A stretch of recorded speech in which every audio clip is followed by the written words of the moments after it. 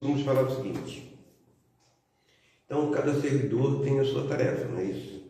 Quando nós nos espiritualizamos mais, entendemos qual o nosso propósito de estarmos aqui encarnados, nós começamos a nos questionar sobre nossas atitudes, se nós estamos fazendo tudo o que poderíamos fazer. Muitos de nós sempre encontramos desculpas para não sermos mais ativos nas nossas responsabilidades. Quando entendemos o nosso propósito aqui na Terra, devemos sempre estar prontos a agirmos quando o dever da caridade nos chama. No patamar evolutivo que nós estamos atualmente, nosso propósito de vida ainda não é a dedicação exclusiva à caridade ao próximo. Mas um dia será. Será nosso único propósito, tá? Mas em nossas lutas diárias, isso ainda não é possível para nós. Nós não precisamos buscar ser nenhum Chico Xavier, não precisamos ser nenhuma Madre Teresa de Calcutá, por enquanto. Mas faz parte do nosso destino evolutivo atingirmos, sim, esse patamar, tá?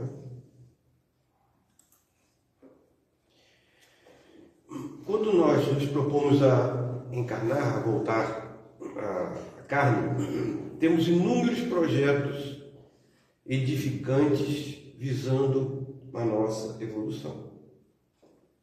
Porém, André Luiz, num dos seus livros, psicografado por Chico Xavier, nos informa que nós só realizamos aproximadamente 20% de tudo que nós projetamos e nos preparamos lá no plano espiritual.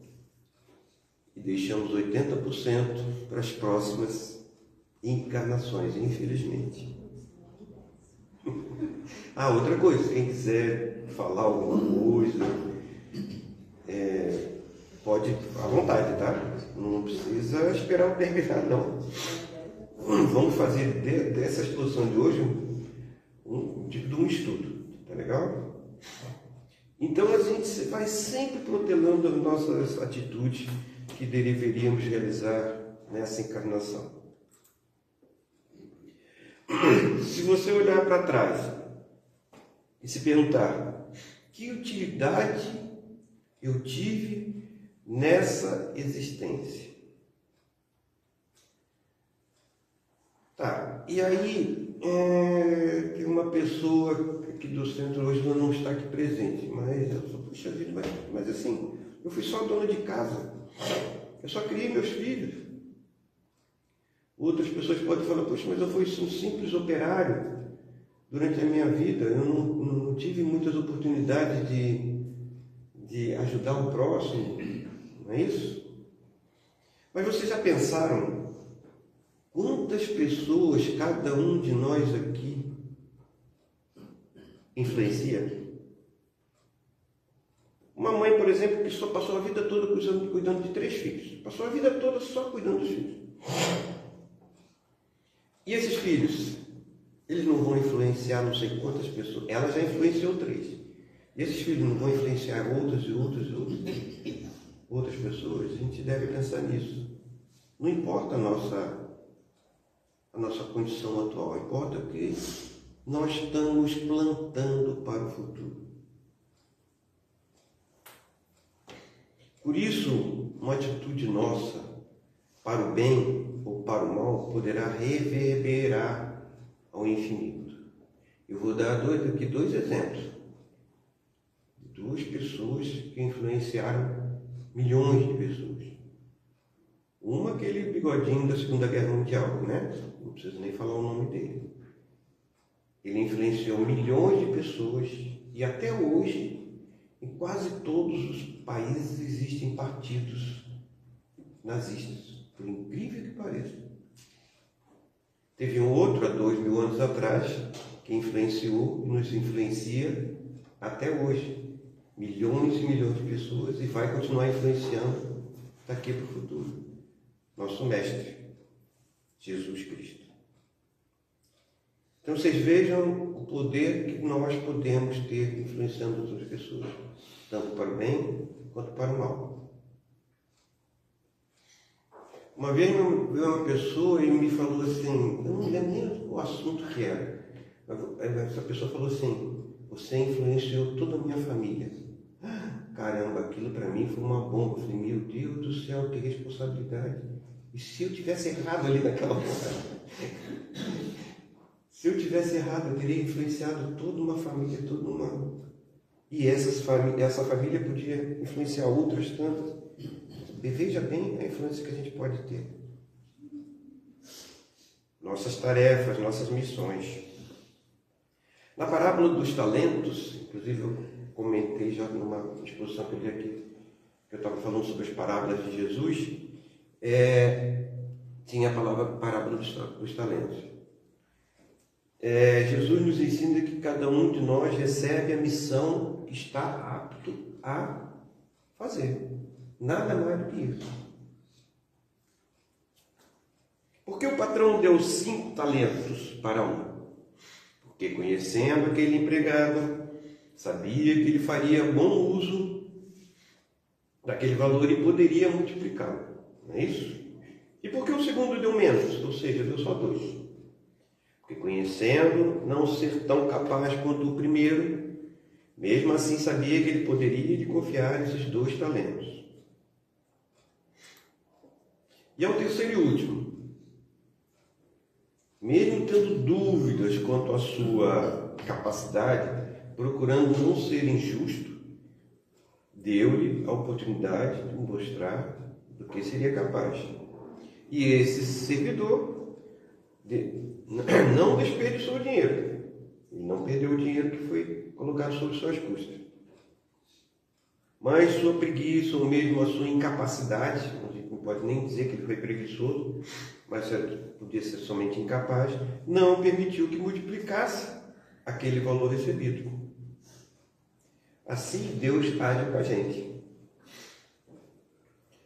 Nos dá nessa existência não só a cruz que nós podemos carregar, mas principalmente os talentos que nós podemos multiplicar. Ok? E aqui, gente, eu não estou falando de valores monetários, e sim a condição de que os recursos morais e intelectuais que já dispomos, nós possamos ajudar a promover a evolução de nossos irmãos menos favorecidos. Mas ai daquele que possui indolência, egoísmo, preguiça, não cumprir com o seu dever de fraternidade. Sobre esse assunto, vamos ver o que os Espíritos nos ensinam através de Allan Kardec, os Espíritos, e Chico Xavier, através de Caminho, Verdade e Vida, de Emmanuel, e Chico Xavier, do Espírito Humberto de Campos, em Boa Nova. Começando por Allan Kardec, no Livro dos Espíritos, no capítulo Progressão dos Espíritos, questão 115. E nessa questão, eu encontrei uma resposta dos Espíritos falando das nossas missões, que é o tema de hoje, por isso que eu coloquei essa questão, tá? Dos Espíritos, nos terão sido criados bons e outros maus? E a resposta dos Espíritos foi: Deus criou todos os espíritos simples e ignorantes, isto é, sem saber.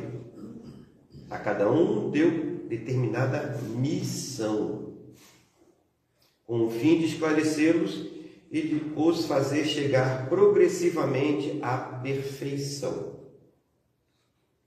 Pelo conhecimento da verdade, para aproximá-los de si. Nesta perfeição é que eles encontram a pura e eterna felicidade. Então, a felicidade para nós não é ainda desse nosso mundo. Passando pelas provas que Deus lhes impõe, é que os espíritos adquirem aquele conhecimento. Uns aceitam submissos essas provas e chegam mais depressa à meta que lhes foi assinada. Outros só suportam murmurando e, pela falta em que desse modo incorrem, permanecem afastados da perfeição e da prometida felicidade. Então, logo no início, os espíritos descartam a criação de seres, uns bons, outros maus, né? Nascemos todos exatamente iguais, ou seja, simples e ignorantes. Veja que na resposta dos espíritos existe uma ligação clara entre cumprimento de missão e a felicidade. Também lembra que cumprir a missão murmurando, reclamando da vida, fazendo-se de vítima, perde-se totalmente o mérito que poderia adquirir. Na questão 117, Kardec pergunta: depende dos espíritos ou progredirem mais ou menos rapidamente para a perfeição?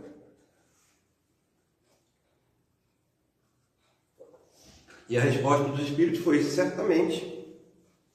Eles a alcançam mais ou menos rápido, conforme o desejo que têm de alcançá-la e a submissão que testemunham a vontade de Deus.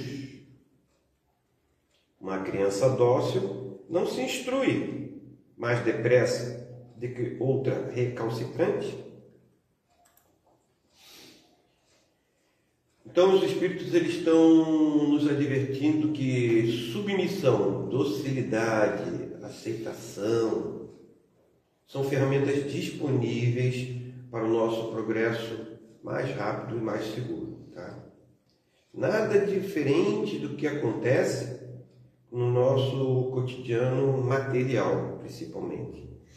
No período escolar, por exemplo, quando não realizamos nossas tarefas, somos reprovados e precisamos voltar lá no início. No nosso trabalho, quando recebemos uma missão, uma tarefa, e não cumprimos, nós vamos sofrer as consequências. Não é isso? Tudo se relaciona com a lei de causa e efeito. Tá? Na questão 119, Kardec insiste em se esclarecer melhor sobre o assunto, perguntando: não podia Deus isentar os espíritos das provas que lhes cumpre sofrer para chegarem à primeira ordem? Ou seja, de espíritos puros, né? E a resposta dos espíritos foi: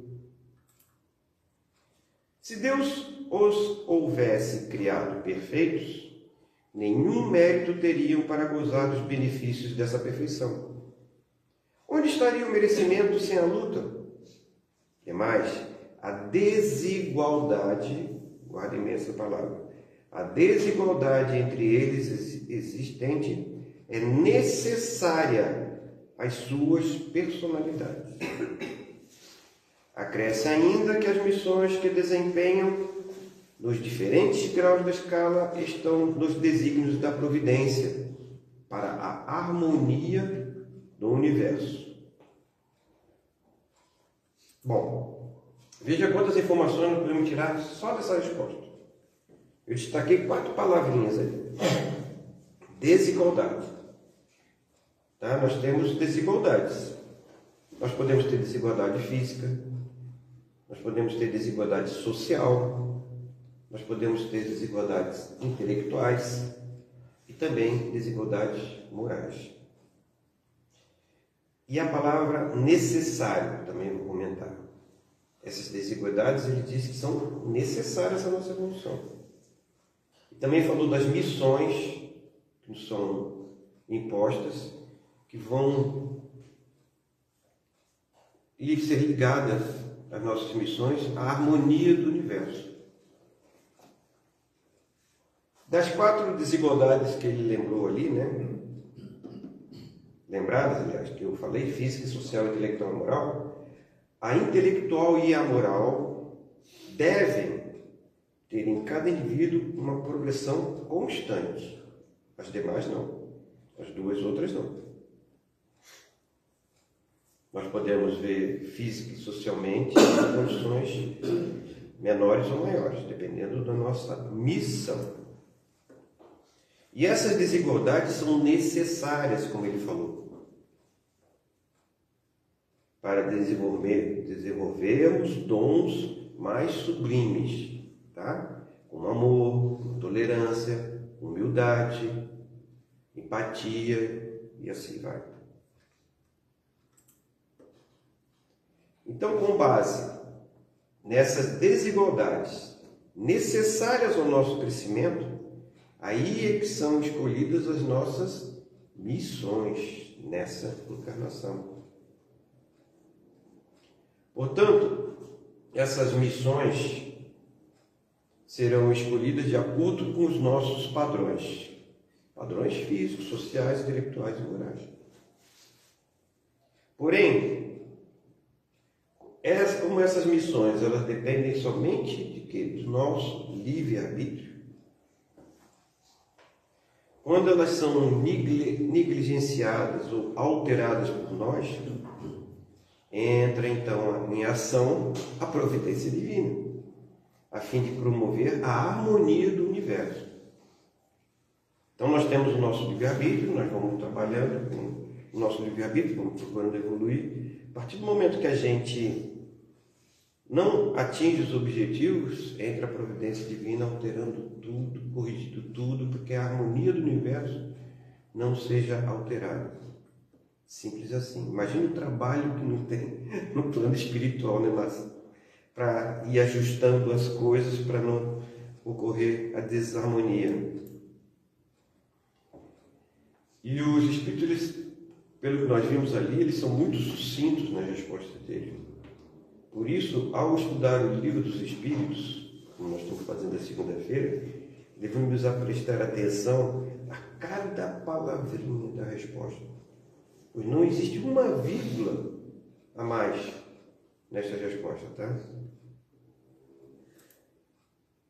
Na questão 127, Kardec, querendo entender melhor sobre a criação dos espíritos, ele pergunta: os espíritos são criados iguais quanto às faculdades intelectuais? E qual foi a resposta dos espíritos? São criados iguais.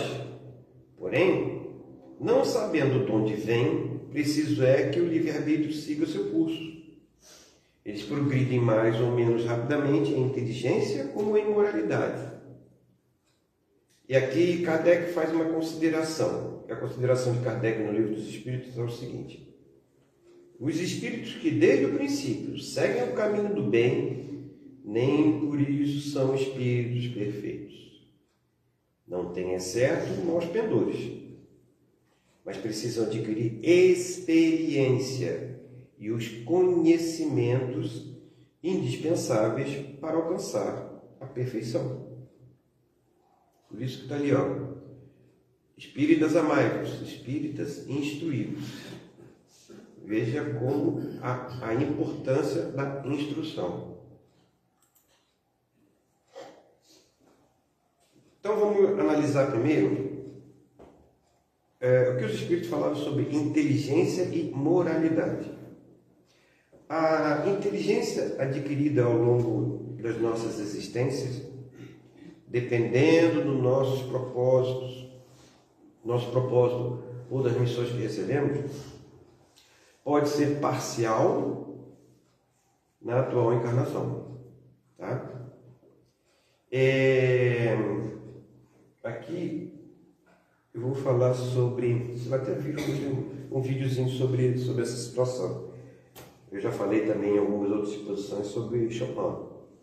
Frederic Chopin, que está num livro da Ivone do Amaral Pereira, ele, ao chegar ao plano espiritual, com toda a inteligência que ele tinha, com toda a arte que ele tinha, capacidade que ele tinha, a inteligência que ele tinha, ele viu que falhou. Falhou no que ele precisava cuidar da parte de caridade, de doação. E aí, lá no plano espiritual, ele pede para encarnar e pede para vir se preparasse ele para ele ser um médico e não um músico nessa existência, porque ele queria trabalhar exatamente ajudando aos mais necessitados.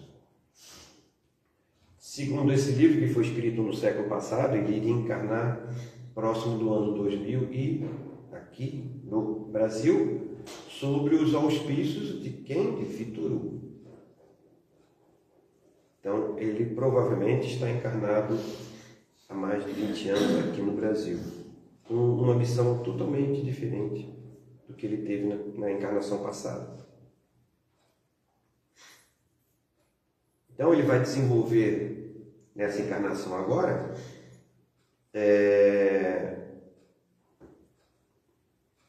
mas de uma outra área totalmente diferente da dele. E é isso que cada vez que a gente encarna, a gente desenvolve uma área da ciência, uma área da nossa inteligência. Então, é por isso que a gente precisa encarnar tantas vezes, porque nós vamos ter conhecimento de todas as ciências que existem no mundo. Mas quanto ao valor moral que conquistamos ao longo das existências, esse não tem jeito. Se revela integralmente. Nós podemos, como Chopin ali, vai deixar a música um pouquinho de lado nessa existência, que é a parte intelectual, mas assim, a moral não adianta. Nós vamos nos revelar uma hora ou outra. Mesmo que desejemos mantê-lo adormecido, escondido, não conseguimos esse propósito por longo tempo. No primeiro momento de desequilíbrio nosso, nós revelamos o nosso verdadeiro caráter.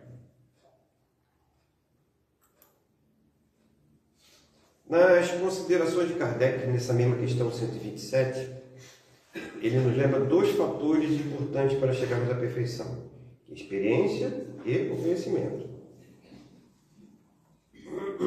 E aí está o principal motivo de nós termos 2 vidas: a vida encarnada e a vida desencarnada. Quando nós estamos encarnados, nós adquirimos com mais rapidez experiência. Por quê? Porque quando nós estamos encarnados, nós adquirimos mais experiência. Por estarmos convivendo com pessoas que se encontram em vários níveis, vários graus de adiantamento e vivência. Pessoas em diferentes condições sociais, diferentes religiões, diferentes personalidades, etc. Por isso, para o nosso progresso moral e intelectual, nós devemos evitar o isolamento, tá? Pois além de facilitar a gente entrar em depressão, dificulta nós adquirirmos mais experiência de vida, o que nos levará ao caminho da perfeição. Quando nós estamos desencarnados, convivemos no plano espiritual muito mais por afinidade. Por afinidade. O que nos permite termos experiências menos intensas do que quando estamos encarnados. Em compensação, nos favorece o ganho de conhecimentos novos no plano espiritual. Pois sem o peso da nossa matéria, nosso espírito absorve com muito mais facilidade instruções que nos servirão no próximo retorno à carne. Experiência e conhecimento, caminhos também para a perfeição. Aí nós vamos entrar na leitura que foi feita no início, né? Caminho, Verdade e Vida de Emmanuel, na mensagem 50 que foi lida.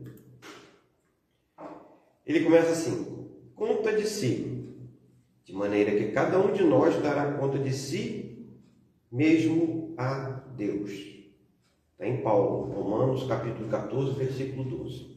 E ele começa: é razoável que o homem se consagre à solução de todos os problemas alusivos à esfera que rodeia o mundo. Entretanto, é necessário saiba a espécie de contas que prestará ao Supremo Senhor, ao termo das obrigações que lhe foram cometidas.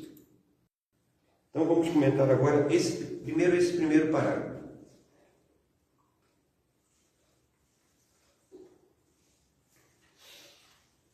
Aqui Emmanuel nos faz refletir que é da natureza humana, é da nossa natureza, procurar solucionar os problemas que nos chegam ao conhecimento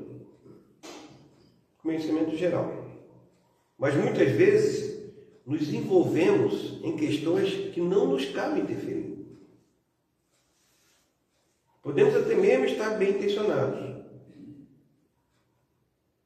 Mas será que está de acordo com o que nós nos comprometemos para com Deus? Está dentro das nossas reais responsabilidades? Continuando, vamos ver então o que Emmanuel quer nos dizer. Inquieta-se a maioria das criaturas com o destino dos outros, descuidados de si mesmos. Homens existem que se desesperam pela impossibilidade de operar a melhoria de companheiros ou de determinadas instituições. Ok? Agora Emmanuel nos ajuda a definir esse limite que mencionamos anteriormente. Por vezes, nós desejamos impor os nossos valores, esquecendo-se de melhorar os nossos próprios valores. Nossos valores, como o termo mesmo diz, são nossos, não são dos outros. Vocês, cada um daqui, vão ter valores diferentes uns dos outros. E muitas vezes a gente quer. Temos que ter cuidado de não tentar impô-los, os nossos valores, a outros que possuem os seus valores. A nossa vaidade muitas vezes não permite distinguir que valores realmente são mais importantes, os nossos ou dos nossos irmãos. E existem valores tão enraizados em nós mesmos, principalmente nesses tempos atuais, que nos parece praticamente impossível que a gente reavalie ou que a gente altere esses valores. São marcas de quê? O nosso orgulho, da nossa vaidade, que ainda não nos livramos, tá? Muito cuidado com os nossos valores. E quando Emmanuel fala de instituições, né? Me vem à mente o trabalho dos centros espíritas. Existe um caso relatado por André Luiz, numa obra, numa das suas obras psicografada por Chico Xavier, em que um trabalhador de um centro espírita, ao chegar ao plano espiritual, desencarnou, descobre que apesar da sua total dedicação a essa instituição, chega lá no plano espiritual em péssimas condições, pois não cumpriu com a sua missão mais importante, que é cuidar das suas relações familiares. Então, gente, eu tenho esse cuidado aqui, sabe? Eu até estava conversando com a Márcia esses dias, que eu estipulei assim, olha, eu vou trabalhar aqui no Centro Espírita, no máximo 3 dias. 3 dias eu venho até aqui. porque a gente não pode esquecer das nossas atividades fora do Santo Espírito, né? Tomar muito cuidado com isso. E Emmanuel continua: todavia, a quem pertencerão de fato os acervos patrimoniais do mundo? A resposta é clara: porque os senhores mais poderosos desprender-se-ão da economia planetária, entregando-a a novos operários de Deus para o serviço da evolução infinita. Esses valores que nós lutamos toda a nossa vida para impô-los passarão a outras mãos após a nossa partida. E estes, que herdarão esses valores que nós impomos, por vezes vão desprezar e vão impor os seus valores. E nós, assistindo a isso, lá do plano espiritual, né, olhando lá de cima, nos revoltamos se ainda nós mantemos ainda fortes o nosso orgulho e a nossa vaidade. Mas caso já tenhamos esquecido esses comportamentos, nós vamos verificar como fomos infantis em querer impor esses nossos valores, que nós julgávamos serem únicos. E quanto às conquistas materiais? Tem um ditado popular que diz: não existe cortejo fúnebre seguido de um carro forte ou seguido de um caminhão de mudança, não é isso? Esse carro forte e o caminhão de mudança passam a outros tutores. Finalizando, Emmanuel questiona: o argumento, contudo, suscitará certas perguntas dos cérebros menos avisados. Se a conta reclamada refere-se ao círculo pessoal, que tem um homem a ver pelas contas de sua família, de sua casa, de sua oficina, cumpre-nos então esclarecer que os companheiros da intimidade doméstica, a posse do lar, as finalidades do agrupamento em que se trabalha, pertencem ao Supremo Senhor. Mas o homem, na conta que lhe é própria, é obrigado a revelar sua linha de conduta para com a família, com a casa em que se asila, com a fonte das suas atividades comuns. Naturalmente, ninguém responderá pelos outros. Todavia, cada espírito, em relacionando o esforço que lhe compete, será compelido a esclarecer a sua qualidade de ação nos menores departamentos da realização terrestre, onde foi chamado a viver. Então, Emmanuel lembra que sim, nós prestaremos contas ao Supremo Senhor. De que forma cuidamos dos familiares que são nossos dependentes? De que forma tratamos aqueles que, porventura, trabalham ou trabalharam para nós? Que foram ou são nossos empregados, nossos funcionários ou mesmo nossos subordinados? Como nos agimos com essas pessoas? Mas em tudo, o equilíbrio é necessário para não extrapolarmos os nossos limites. E eu também pergunto a vocês sobre um assunto que ainda é muito pouco estudado no Espiritismo. De que forma que nós tratamos esse corpo que hoje, que nos foi emprestado, na verdade, né? Para passarmos por essa experiência encarnada. Nós estamos nos alimentando saudavelmente? Nós estamos nos exercitando? Nós estamos evitando os vícios? Nós estamos evitando os exageros? Sim, gente, o nosso corpo é um santuário que nós devemos preservar da melhor forma possível. Vamos pensar um pouco sobre isso.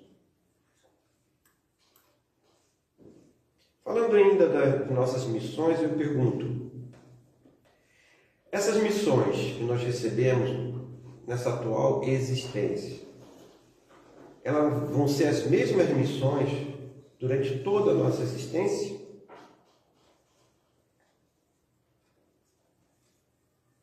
Durante as várias fases da nossa existência? E respondendo sobre esse assunto, eu encontrei no livro Boa Nova, no capítulo 9, Velhos e Moços, psicografia de Chico Xavier, onde são relatados os planos de Tiago, João e Tadeu, e o que Jesus ensinou sobre esse assunto. O autor diz que Pedro sentia-se humilhado quando os 3 mais jovens dos apóstolos, esses eram os 3 que tinham menor idade entre os 12, tá? Tiago, João e Tadeu faziam planos para a divulgação do Evangelho de Jesus pelo mundo, para sair pelo mundo, excluindo os mais idosos. Questionando Jesus sobre isso, o mestre argumentou a Pedro: Simão, disse o mestre com desvelado carinho, poderíamos acaso perguntar a idade do nosso pai? E se fôssemos contar tempo na ampulheta das inquietações humanas, quem seria o mais velho de todos nós? A vida, na sua expressão terrestre, é como uma árvore grandiosa. A infância é a sua ramagem verdejante. A mocidade se constitui de suas flores perfumadas e formosas. A velhice é o fruto da experiência e da sabedoria. Há ramagens que morrem depois do primeiro beijo do sol, e flores que caem ao primeiro sopro da primavera. O fruto, porém, é sempre uma bênção do Todo-Poderoso. A ramagem é uma esperança, a flor, uma promessa. O fruto é realização. Pedro, desejando então ir um pouco além do que o mestre dizia, pergunta: então, Senhor, de qualquer modo, a velhice é a meta do Espírito? Perguntou o discípulo emocionado. E Jesus lhe responde: não a velhice enferma e amargurada que se conhece na terra, mas a da experiência que edifica o amor e a sabedoria. Ainda que devemos recordar o símbolo da árvore para reconhecer que o fruto perfeito é a frescura da ramagem e a beleza da flor, encerrando o conteúdo divino do mel e da semente. Preocupado em que poderia ser útil em seu estado de velhice, Pedro desabafa: a verdade, Senhor, é que me sinto depauperado e envelhecido, temendo não resistir aos esforços a que se obriga a minha alma na semeadura da vossa doutrina santa. Mas escuta, Simão, redarguiu-lhe Jesus com serenidade enérgica: achas que os moços de amanhã poderão fazer alguma coisa sem os trabalhos do que agora estão envelhecendo? Poderia a árvore viver sem a raiz? A alma sem Deus? Lembra-te de tua parte no esforço. E não te preocupes com uma obra que pertence ao Todo-Poderoso. Sobretudo, não esqueças que a nossa tarefa para a dignidade perfeita das nossas almas deve ser intransferível. Então aqui Jesus, mais uma vez, ele reforça a importância da nossa parte no esforço, focando somente em nossas tarefas, que, como sabemos, são intransferíveis, são nossas. O restante integremos a Deus, ao Todo-Poderoso. Não é isso? E continuando, Humberto de Campos relata: Simão, no entanto, sem experimentar qualquer live de ciúme, recordou as elucidações do mestre e logo se fez silêncio ao reconhecer que Tiago estava só, falou-lhe com brandura. Então depois, daquela conversa com Jesus, Pedro foi lá e procurou Tiago. Mas veja bem o que ele falou aqui, ó. Ao reconhecer que Tiago estava só. Tiago, meu irmão, será que o Espírito tem idade? Se Deus contasse o tempo como nós, não seria ele o mais velho de toda a criação? E que homem do mundo guardará a presunção de se igualar ao Todo-Poderoso? Um rapaz não conseguiria realizar a sua tarefa na terra se não tivesse precedê-lo as experiências dos seus pais. Não nos detenhamos na idade, esqueçamos as circunstâncias, para lembrar somente os fins sagrados de nossa vida, que deve ser a edificação do reino no íntimo de nossas almas.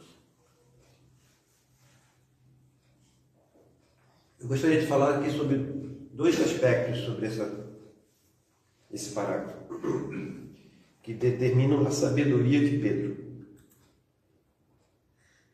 Sabedoria essa que só se adquire realmente com a maturidade, não é isso? Primeiro, a forma sutil de interpelar Tiago, carinhosamente, amorosamente, sem lhe constranger. E procurando-lhe também, quando ele estava só, em particular. A segunda é a forma paternal que Pedro se dirige ao Tiago, conquistando com isso a sua admiração e respeito. E essas qualidades só se adquirem com o passar dos anos. E continuando o relato, o filho de Alfeu escutou-lhe as observações singelas e reconheceu que eram ditas com uma fraternidade tão pura que não chegavam a ferir, nem de leve, o coração. Admirando a ternura serena do companheiro, e sem esquecer o padrão de humildade que o mestre cultivava, refletiu um momento e exclamou comovido: tens razão. Na pregação daquele final de tarde à beira do lago, Simão percebeu como a mãe, embevecida pelas palavras do mestre, não viu seus dois filhinhos se afastarem e entrarem na água, caminhando para o fundo do lago, provavelmente o lago de Genezaré, Imediatamente Simão entrou na água e trouxe-os para fora, ficando com eles até o final, devolvendo-os para a mãe. Mais uma qualidade que nós adquirimos com o passar dos anos, a percepção mais aguçada do que nos cerca, dos perigos que podem acontecer, que são, às vezes, não perceptíveis pelos mais jovens, E finalizando o capítulo, o autor espiritual relata: nessa noite, Simão, o Zelote, teve um sonho glorioso para a sua alma simples. Adormecendo de consciência feliz, sonhou que se encontrava com o Messias, no cume de um monte que se elevava em estranhas fulgurações. Jesus o abraçou com carinho e lhe agradeceu a fraterno esclarecimento fornecido a Tiago. Em sua lembrança, manifestando-lhe reconhecimento pelo seu terno cuidado com duas crianças desconhecidas por amor de seu nome. O discípulo sentia-se venturoso naquele momento sublime. Jesus, do alto da colina prodigiosa, mostrava-lhe o mundo inteiro. Eram cidades e campos, mares e montanhas. Em seguida, o antigo pescador compreendeu que seus olhos, assombrados, divisavam as paisagens do futuro. Ao lado de seu deslumbramento, passava a imensa família humana. Todas as criaturas fitavam o mestre com os olhos agradecidos e refulgentes de amor. As crianças lhe chamavam amigo fiel. Os jovens, verdade do céu. Os velhos, sagrada esperança. Simão acordou experimentando indefinível alegria. Na manhã imediata, antes do trabalho, procurou o Senhor, beijou-lhe a figura humilde da túnica, exclamando jubilosamente: Mestre, agora eu vos compreendo. Jesus contemplou com amor e respondeu: Em verdade, Simão, ser moço ou velho no mundo não interessa. Antes de tudo, é preciso ser de Deus. Cada servidor e sua tarefa. Era isso que eu tinha para falar para vocês, para estudar com vocês. Se alguém quiser fazer alguma consideração, alguma pergunta, fiquem à vontade.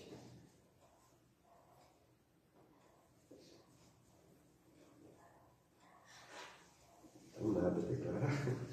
Vamos então encerrar fazendo nossa prece. Senhor, permita-nos entender a nossa missão na Terra. Permita-nos saber os reais limites das nossas expressões para com o próximo. Permita-nos ter essa ligação com o Pai, para que saibamos aproveitar ao máximo essa nossa existência. Permita-nos, Senhor, ser bondosos, caridosos para com o próximo, porque só assim nossa evolução continua até o infinito. Obrigado, Senhor, por estarmos aqui essa noite, por estarmos estudando os ensinamentos do Pai trazidos por nosso Mestre Jesus Cristo. Que saibamos aproveitar esses ensinamentos, depurando a nossa existência atual, Senhor. Que tenhamos tudo uma ótima semana. Que assim seja.